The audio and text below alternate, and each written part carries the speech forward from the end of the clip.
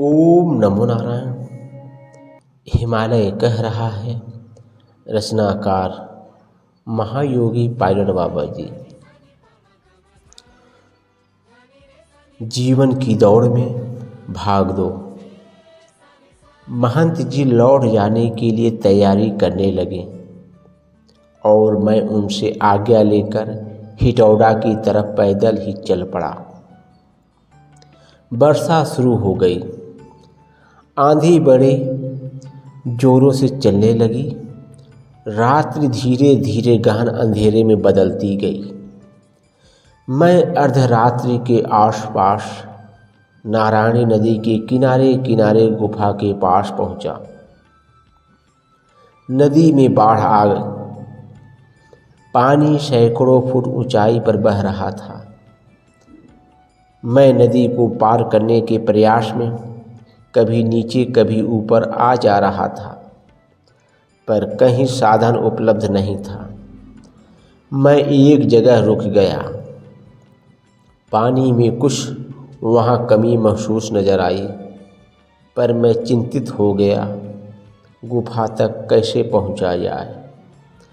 तभी मुझे लगा किसी ने मुझे उठाकर नदी में फेंक दिया हो। मैं हवा में तैरता हुआ नीचे आ गिरा। मैंने अपने आप को बीहड़ जंगल में पाया। पगडंडी टीले की ओर जा रही थी। अंधेरा चारों ओर था। नदी की आवाज़ सुनाई पड़ रही थी। वर्षा भी हो रही थी। दूर से एक प्रकाश दीपक के सदृश टिमटिमाता हुआ नजर आ रहा था। मैं उसी ओर बढ़ चला। थोड़ी ही दूर एक मूर्ति पत्थर की शिला के नीचे ध्यानस्थ बैठी नजर आई। प्रकाश वहीं से फूट रहा था। वे अवतार बाबा थे। करीब पहुंचकर मैंने देखा जर्जर शरीर से प्रकाश प्रस्फुटित हो रहा था।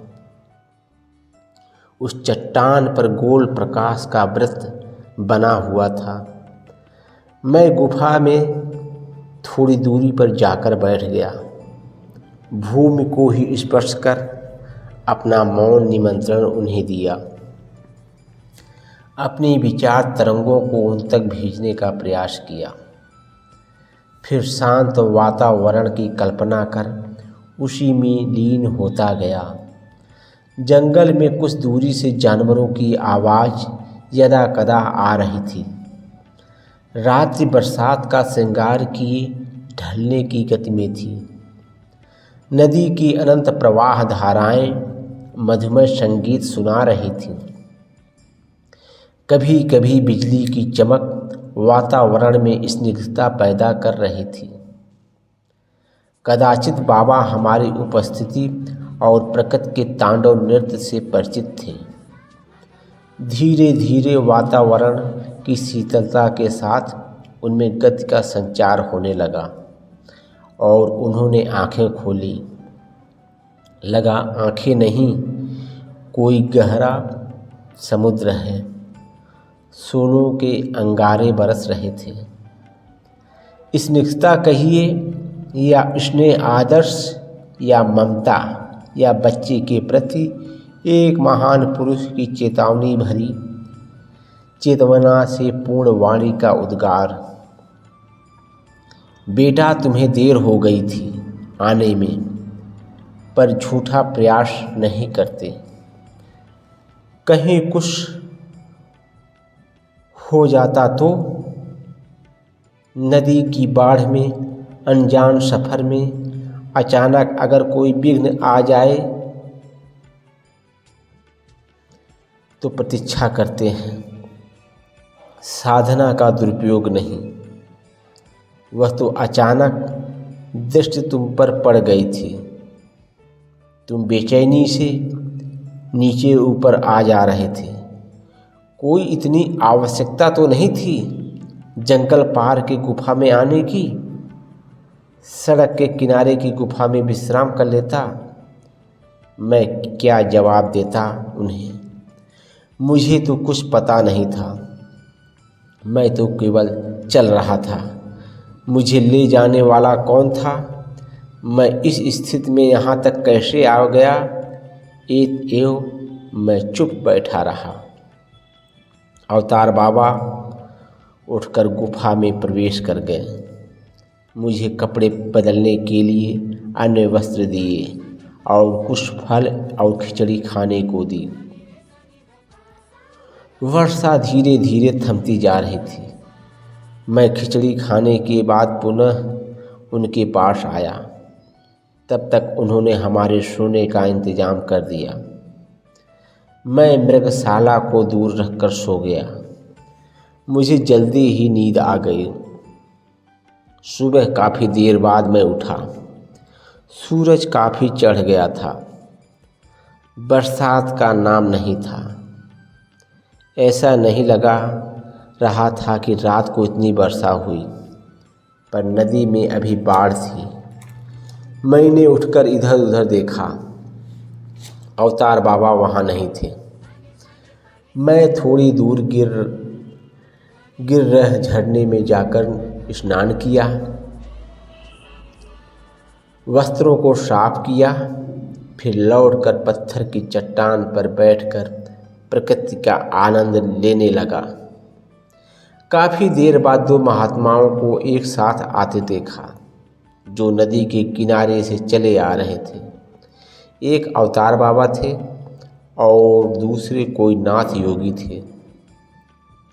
बड़े बड़े सुनहले थे, कानों में कुंडल, खप्पड़ हाथ में लिए। सांवला पर बड़ा ही सुंदर था, दाढ़ी नहीं थी। वह बाबा के साथ बात करते हुए चले आ रहे थे। करीब आते ही मैंने उन्हें पहचान लिया। वे बाबा गोरखनाथ जी थे। मैंने दौड़कर दोनों महापुरुषों का अभिवादन किया। दोनों ने प्रेम से मेरे सिर पर सहलाया। हम तीनों पत्थर पर आकर बैठ गए। मैं हिमालय के भाग्य के बारे में चिंतन करने लगा। इन जंगल की लताओं पुष्पों के बारे में सोचने लगा। कितना भाग्यशाली है यह हिमालय, जिसने इतने महापुरुषों को अपनी गोद में बिठा रखा है। थोड़ी ही दूरी में कितना अंतर है। एक तरफ मानव व्यस्त है, तेरा मेरा में, जीवन की शरीर की रक्षा करने में, साधन उपलब्ध करने में, छल कपट, राग द्वेष, प्रेम अनुराग की साज सज्जा में कार्यरत है। उसे अपने समीप में घट रही इन घटनाओं से कोई संबंध नहीं। बार बार वह जन्म ले रहा है, मर रहा है, फिर भी वह हिमालय के संदेश को नहीं समझ पाता। पेड़ों की जड़ता में हजारों वर्ष तक पड़े रहने की मूक भावनाओं को नहीं पढ़ पाता। काल चक्र की गति, नियत की दौड़ के मध्य वह दौड़ रहा है। जीवन के पथ पर कब किस मोड़ पर जाकर वह रुक जाए, इतनी भी उसे खबर नहीं। फिर भी वह व्यस्त है अपने द्वारा उपलब्ध किए गए साधनों के ढेर को सजाने में। न जाने मैं क्या क्या सोचता रहा। मेरे विचारों की दौड़ कहाँ तक जाती यदि दोनों महापुरुषों की खिलखिलाहट ने मुझे आकर्षित किया होता। मैं उन्हें देखने लगा।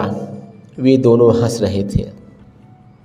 फिर मुझे संबोधित करते हुए बोले, कहाँ तक दौड़ लगाओगे सामंजस्य स्थापित करने में?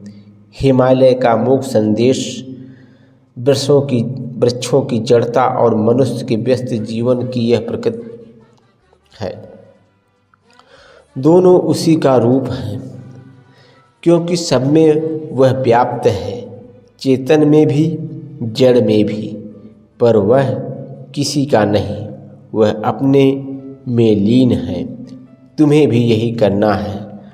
नदी दो किनारे के बीच बहती है, दोनों किनारे उसी के हैं, पर वह दोनों किनारों में किसी की नहीं। वह बहती ही रहती है, कभी इधर से कभी उधर से। उसे अपने गंतव्य का पता है। वह अपने लक्ष्य को प्राप्त करने के लिए चलती रहती है, कभी इधर तोड़ती है, कभी उधर को साफ करके अपने साथ बहा ले जाती है। यह प्रकृति का गुण है। जल तो एक माध्यम है, तुम में भी प्रकृति विद्यमान है। तुझे भी गंतव्य की ओर जाना है, चाहे कोई टूटे उसे नहीं देखना है। तुम्हें तो चलना है, किनारे की प्रतीक्षा करने दो। संसार व्यस्त है, उसे वहीं छोड़ दो। हिमालय मूक है, उसे वैसा ही रहने दो। तुझे अपने मार्ग पर चलना है। देखो कपिल, जन्म तो हर जीव लेता है भूल को सुधारने के लिए, पर जीव बार बार आकर भूल जाता है। वह कैसा कर्म करने लगता है जिसके लिए वह नहीं आया है। जो करना चाहिए वह तो कर्ता के आवरण में छिप गया और नए कर्मों की चादर फैलती गई। कर्म संस्कार का निर्माण करता है, जीवन और मृत्यु का कारण बनता है, मुक्ति का मार्ग खोलता है, पर मोक्ष भी एक इच्छा है। मनुष्य जीवन कलाओं से विभूषित है, ग्रहण और त्याग की क्षमता लिए हुए है। यह एक ऐसा उपयोगी शरीर है जो चाहे तो निर्विकार, निर्विरोध, अंतरहीन होकर सुषुप्ति में अर्पित अपने सभी गूढ़ रहस्यों को खोल सकता है। वह समुज्ज्वल पथगामी है तो अंधविश्वासी भी। विचारों का ही प्रवाह सब कुछ है। विचार तरंगे भूमि को पानी और पानी को थल के रूप में प्रकट करती हैं। तुम परिष्कृत विचारों का प्रयोग करना सीखो। सूक्ष्म से भौतिक का अवलोकन करो। भौतिक को सूक्ष्म की तुलना में मत डालो। यही व्यवहार कुशलता है। तुम जो भौतिक जगत में रहकर जिन जिन अनुभवों से गुजरे हो वह ठोस जगत की ठोस क्रियाओं की रूपरेखा है। जो अपने स्वरूप का निर्माण तुम्हारे मस्तिष्क में कर चुका है उसे उसी तरह निकाल बाहर करो। सब कुछ खाली कर दो। नदियों के सदृश सब सागर को समर्पित कर दो। सागर तुझे बूंद बूंद पुनः देगा। आकाश तुझे रास्ता देगा। पृथ्वी धैर्य देगी और अग्नि अंतर्मुखी प्रकाश की किरणें।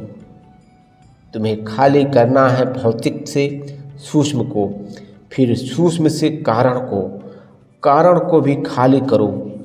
सभी अवयवों को चले जाने दो। बस केवल तुम्हें रहना है। जो तुम हो और तुम में जो निहित है वह सबको छोड़ देना।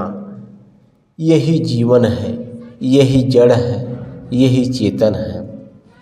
यहीं पर प्रकृति तुम्हारे अनुकूल निर्माण करेगी और यहाँ पर जो कुछ भी निर्माण होगा वह सब तेरा होगा। प्रकृति केवल सहयोगी होगी। तुम हेतु बन जाओगे और प्रकृति साधन। तुम डूब जाओ, खो जाओ आत्मीय सागर की लहरों में, जहाँ न मृत्यु है न जन्म। कल को व्रत बनाकर जो क्रियाएं कार्यरत हैं उसे देखो। जो कल था वही कल नहीं होगा। इन दोनों के बीच आज कर्म का वर्तमान रूप लेकर बैठा है। यह काल का रूप है। काल की इस गति में जन्म और मृत्यु की परिक्रमा है। गहन अंधकार में जहाँ मृत्यु के उपरांत नया छिपा है उसे पाने का प्रयास करो। फूल खिलने दो, सुगंध फैलने दो, तोड़ लेने दो। देवताओं के सिर चढ़े या नारियों के सौंदर्य के लिए बालों में जाए। मुरझाना तो पड़ेगा पर तुम न टूटो। तुम्हें तोड़ने का प्रयास होगा। तुम्हारी भी पूजा करेंगे, तुम्हें भी सजाएंगे। यह नियम है, पर तुम मत टूटना। हम तीनों वहाँ से उठकर चल पड़े। नदी को ऐसे पार कर गए जैसे किसी पुल से पार कर रहे हों। पानी स्थिर और ठोस बन गया था, जैसे उसमें कोई बहाव ही नहीं था। कुछ दूर तक नदी किनारे के गांव में बैठे रहे, फिर हिटौड़ा की ओर चल दिए।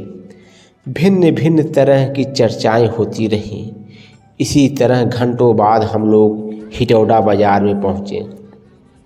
वहाँ पर एक कपड़े की दुकान पर हम सब बैठे। वह दुकानदार अवतार बाबा से परिचित था, पर उसे यह नहीं पता था कि अवतार बाबा कौन हैं। मैंने प्रायः देखा कि कोई भी आदमी परख करने में सक्षम नहीं होता।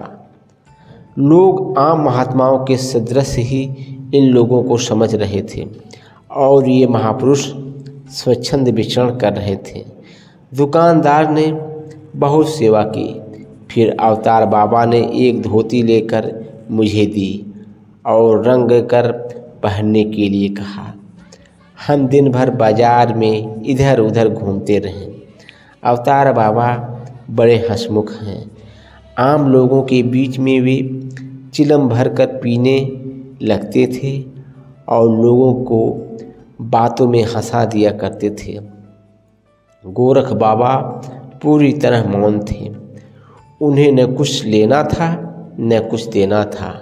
आपस में तो बात कर लेते थे, पर किसी भी सामाजिक कार्य में हाथ नहीं बटा रहे थे। हम लोग लौटकर गुफा में आ गए। किसी ने खिचड़ी बनाकर रख दी थी। तीनों ने खिचड़ी खाई। फिर मैंने धोती गेरुए रंग में रंग कर सूखने के लिए डाल दी। गुफा में जाकर लेट गया। थोड़ी देर तक दोनों बाबाओं में कुछ विचार विमर्श होता रहा। फिर दोनों उठकर चल दिए। तुम आराम करो, हम आते हैं। मैंने रात्रि के आगमन के साथ साथ सोने का प्रयास किया, पर नींद नहीं आई। तब उठकर बैठ गया। बरसात के आसार फिर नज़र आ रहे थे। मैं मृगछाल को आसन बनाकर बाहर ही पत्थर की चट्टान पर आ बैठा। धीरे धीरे मैं खोता चला गया शून्यता में। मुझे कुछ भी पता नहीं चला, न बरसात का, न जलप्रवाह के कलरव का और न जानवरों के शोरगुल का। शेष अगले भाग में।